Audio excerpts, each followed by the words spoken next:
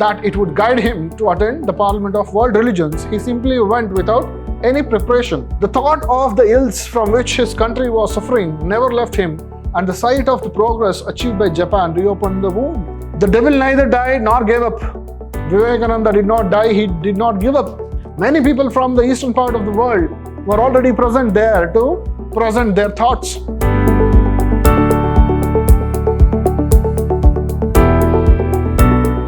Hello students, I am Anil, Assistant Professor of English, Vidhyaashram First Grade College, the Temple of Excellence, MYSURU. In this session, we are going to look at an essay written by Roman Roland, which is titled Vivekananda, The Great Journey to the West, for the students of BBA second semester. Roman Roland was a French dramatist, novelist, essayist, art historian and mystic who was awarded the Nobel Prize for Literature in 1915. As a tribute to the lofty idealism of his literary production and to the sympathy and love of truth with which he has described different types of human beings. He was an admirer of Mahatma Gandhi, Rabindranath Tagore. He wrote a still relevant biography of Gandhi and is also noted for his correspondence with numerous writers and thinkers across the globe, including Maxim Gorky, Rabindranath Tagore, and Sigmund Freud. So this man writes something about Vivekananda. We know who Vivekananda is. Vivekananda is a youth icon in India.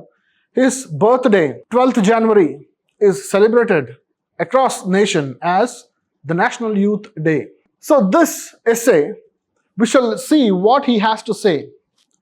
This journey was indeed an astonishing adventure. The young Swami went into it at random with his eyes shut. So what is he talking about? He is talking about the journey of Vivekananda to attend the Parliament of World Religions. So that is the journey he is talking about. He had heard vaguely of Parliament of Religions to be opened someday somewhere in America, and he had decided to go to it, although neither he nor his disciples, nor his Indian friends, students, pandits, ministers or maharajas had taken any trouble to find out about it. Nobody knew when this matter was disclosed to the world. Nobody has checked about this. That was the situation when Vivekananda decides to go it with his eyes shut. That means without any preparation. He knew nothing, neither the exact date nor the conditions of admission. So this is what the ignorance was. They did not know anything. He did not take a single credential with him. So he was not credited with any association. He was not part of any association in India. So he did not have any support from anybody in India. He went straight ahead with complete assurance as if it was enough for him to present himself at the right time. That is, God's time.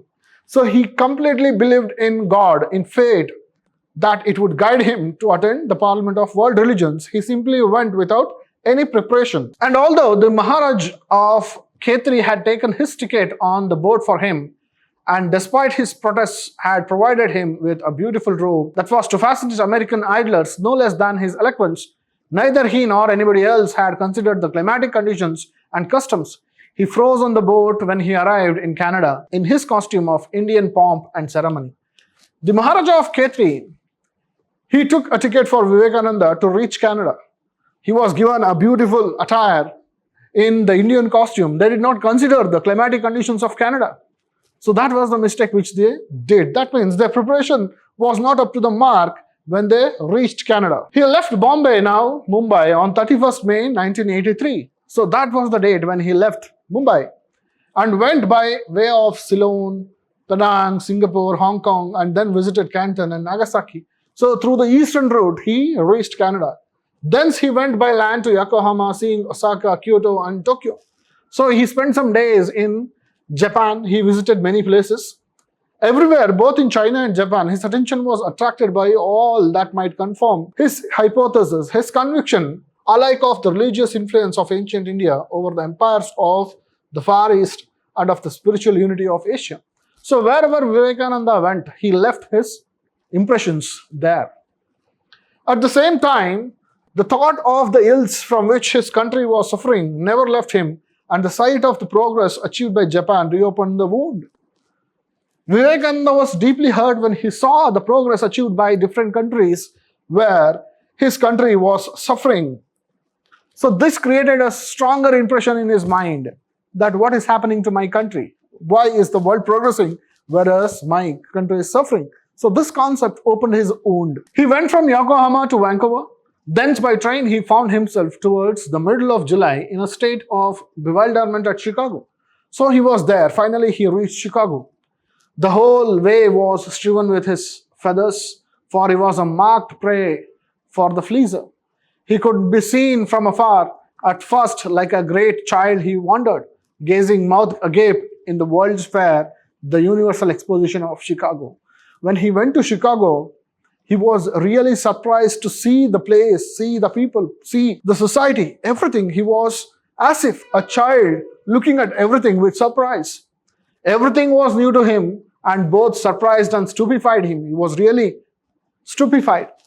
He had never imagined the power, the riches, the inventive being of a stronger vitality and more sensitive to the appeal of force than a Tagore or a Gandhi, who were oppressed by the frenzy of movement and noise by the whole European American mechanism. Vivekananda was at his case in it, at least at first. He succumbed to its exciting intoxication, and his first feeling was of juvenile acceptance. His admiration knew no bounds. For 12 days, he filled his eager eyes with this new world. So when he went to Chicago, he was really surprised to witness many things. So though he had witnessed many things in India also, he could see a different world in the West. A few days after his arrival in Chicago, he bethought himself to go to the information bureau of the exposition.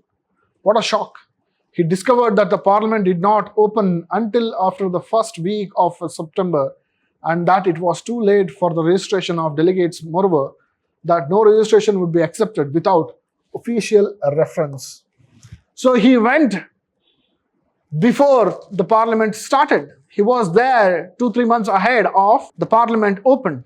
It opened in the first or second week of September, and this man did not have any recommendations from India. He had none. He was unknown, without credentials from any recognized group, and his purse was nearly empty. It would not allow him to wait until the opening of the Congress. He was overwhelmed. So he did not have money, he did not have any recommendations. So he was not part of any of the organized groups. So now he was left without any choice. He was really overwhelmed at his own situation. He cabled to his friends in Madras for help and applied to an official religious society that it might make him a grant. So he called India, Madras, and he sought the help of his friends. But official societies do not forgive independence. So he says, official societies do not forgive independence. He cannot go alone. He should be under our guidance. Then he should have gone. But he has gone alone with all independence. The chief of the society sent this reply: let the devil die of cold. So nobody helped Vivekananda. The reply from this group was, let the devil die of cold. Let him die there. Nobody should help him. The devil neither died nor gave up. Vivekananda did not die. He did not give up. He threw himself upon fate. Again, he trusted fate and God. And instead of hoarding in inaction the few dollars remaining to him, he spent them in visiting Boston. So he went to Boston with the little money which he had. Fate again helped him. Fate always helps those who know how to help themselves. So here this signifies the efforts put on by Vivekananda. He tried to help himself and fate favored him. Vivekananda never passed anywhere unnoticed, but fascinated even while he was unknown. Wherever Vivekananda went, he went and left his impression on each and every person he met. In the Boston train, his appearance and conversations struck a fellow traveler, a rich Massachusetts lady, who questioned him and then interested herself in him, invited him to her house, and introduced him to the Hellenist J.H. Wright. So in a train, he meets a rich lady who introduces Vivekananda to J.H. Wright, a professor at Harvard. The latter was at once struck by the genius of this young Hindu and put himself entirely at his disposal. He insisted that Vivekananda should present Hinduism at the Parliament of Religions and wrote to the president of the committee. So J.H. Wright is the person who helped Vivekananda to attend Parliament of World Religions. He offered the penniless pilgrim a railway ticket to Chicago. and letters of recommendation to the committee for funding lodgings. In short, all these difficulties were removed in an instant. So everything was solved when he met the rich lady who introduced Vivekananda to J.H. Wright. Vivekananda returned to Chicago. The train arrived late, and the dazed young man who had lost the address of the committee did not know where to go. So he was tired out of his journey. Then he did not know where to go when he came to Chicago. Nobody would deign to inform a colored man. He saw a big empty box in a corner of the station and slept in it. Vivekananda faced too much of trouble while reaching Parliament of World Religions. In the morning, he went to discover the way, begging from door to door as a sannyasin. So just like a sannyasi, this man went from door to door seeking the address of Parliament of World Religion. But he was in a city that knows penurge like 1,001 ways of making money, except one, the way of Saint Francis, the vagrancy of God. So that place knew only ways to make money, not human connections. Nobody came forward to help Vivekananda. He was rudely dismissed from some of the houses. At others, he was insulted by the servants. So when he went in search of the help, just to know what was happening, nobody helped. At still others, the doors were slammed on his face. After having wandered for a long time, he sat down exhausted in the street. So when he was too much tired asking help and address of Parliament of Religions, he was really tired. He sat in the street. He was remarked from a window opposite and asked whether he were not a delegate to the Parliament of Religions. And somebody noticed him through a window and asked if he was part of Parliament of World Religions. He was invited in, and once more fate found for him one who was later numbered among his most faithful American followers. When he had rested, he was taken to the Parliament.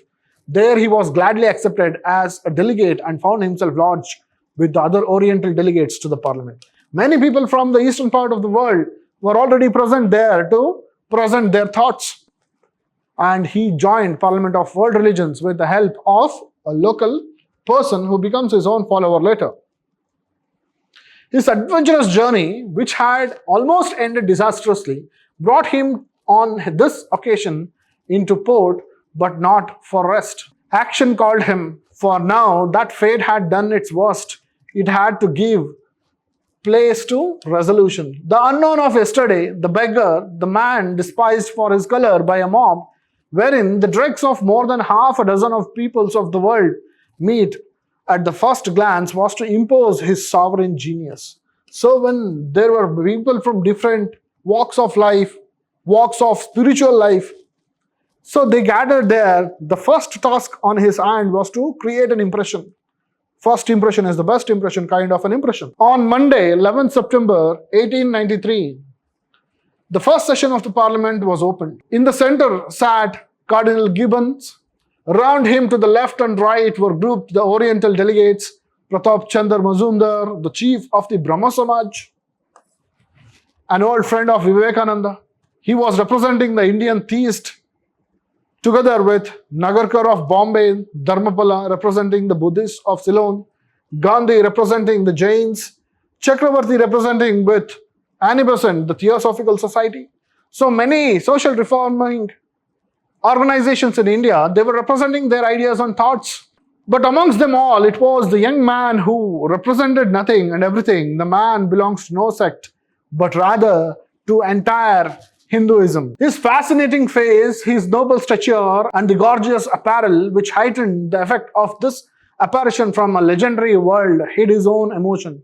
He made no secret of it. It was the first time that he had to speak before such an assembly, and as the delegates presented, one by one, had to announce themselves in public in a brief harangue, Vivekananda let his turn go by hour after hour until the end of the day. But then his speech was like a tongue of flame. Among the grey waves of cold dissertation, it fired the souls of listening throng. Hardly had he pronounced the very simple opening words, "Sisters and brothers of America," then hundreds rose in their seats and applauded. So this man had to create a huge impression when he came onto the podium, when he came on the dais. he used this phrase, sisters and brothers of America. No sooner than he said, sisters and brothers of America, all the people stood in their seats and gave him a standing ovation. He wondered whether it could really be they were applauding. He was certainly the first to cast off the formalism of the Congress and to speak to the masses in the language for which they were waiting. Silence fell again. So this was the man who really used the language of the people to understand what they were eagerly waiting for until then. Silence fell again. He greeted the youngest of the nations in the name of most ancient monastic order in the world, the Vedic orders of Sannyasin. So he calls in his speech Hinduism as the ancient order of monks. He represented Hinduism as the mother of religions who had taught them the double percept. So he tells that Hinduism is the mother of the world religion, which had taught the entire world acceptance and tolerance, to accept and understand one another. He quoted two beautiful passages from the sacred books. Whoever comes to me through whatsoever form I reach him. That means in the Gita, it is said that people are struggling to reach God. They may use different religions, different methods, but ultimately they reach God. So that is what is said here. All men are struggling through paths which in the end lead to me. Each of the other orators had spoken of his God, of the God of his sect. He alone spoke of all their gods and embraced them all in the universal being. So here the stark difference between all the other speakers and Vivekananda was this. Vivekananda did not talk about one God. In India, there were many groups which had affiliation to different gods in India. But he was the only person who embraced everybody and spoke about them as the whole. It was the breath of Ramakrishna breaking down the barriers through the mouth of his great disciple. It was the thoughts of Ramakrishna Paramahamsa, who is the teacher of Vivekananda, which was speaking here. The Parliament of Religions gave the young orator an ovation. So when he finished speaking, the entire audience of the Parliament of World Religions, they gave him the ovation. So here he ends by telling how Vivekananda became so famous with his thoughts, where he united everybody with his great speech. Therefore, he writes this essay titled Vivekananda, The Great Journey to the West. So, what are the hardships he faced and what are the impressions he created wherever he went? How he was concerned about his own nation, and finally when he reached there, how he gave the best opening of his speech, that is Sisters and Brothers of America, which thrilled everybody and also impressed everyone. And his speech, even today, is one of the best speeches in the world. With this, we shall come to an end. We shall meet in the next class. Thank you.